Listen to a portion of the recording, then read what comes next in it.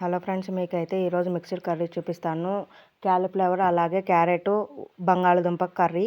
First అయితే మనము క్యాలీఫ్లవర్ని శుభ్రం చేసి పెట్టుకుందాము. చూడండి, నేనైతే పసుపు ఉప్పు వేసి బాయిల్ చేసి కొద్దిగా శుభ్రం చేసి పెట్టుకున్నాను. పురుగులు చనిపోతాయి. ఇప్పుడైతే స్టవ్ వెలిగించి స్టవ్ మీద బాండి పెట్టి బాండీలో ఆయిల్ వేసి ఆయిల్ హీట్ అయిన తర్వాత అందులో సన్నగా తరిగిన ఉల్లిగడ్డలు వేసి ఉల్లిగడ్డలు బాగా ఫ్రై అయిన తర్వాత అందులో బంగాళదుంప అలాగే క్యారెట్ వేసి అవి రెండు కొంచెం మగ్గిన తర్వాత అందులో క్యాలీఫ్లవర్ వేసి క్యాలీఫ్లవర్ కూడా కొద్దిగా మగ్గిన తర్వాత అందులో క్యాప్సికమ్ వేసి పసుపు ఉప్పు వేసానండి. వేసి కొద్దిగా తిప్పి మూత పెట్టి మగ్గించాను ఒక 10 నిమిషాలు.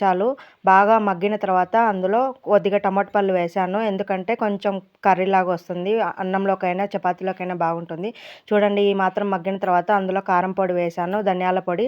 మీ దగ్గర ఉంటే గరం మసాలా అలాగే సబ్జీ మసాలా వేసుకోండి. నేనైతే ఎక్కువ మసాలాలు వాడను, అందుకని ఒకటే మసాలా వేసాను. చూడండి, కర్రీ అయితే రెడీ అయిపోయింది. ఒకవేళ మీకు నచ్చితే నాకు కామెంట్ చేయండి.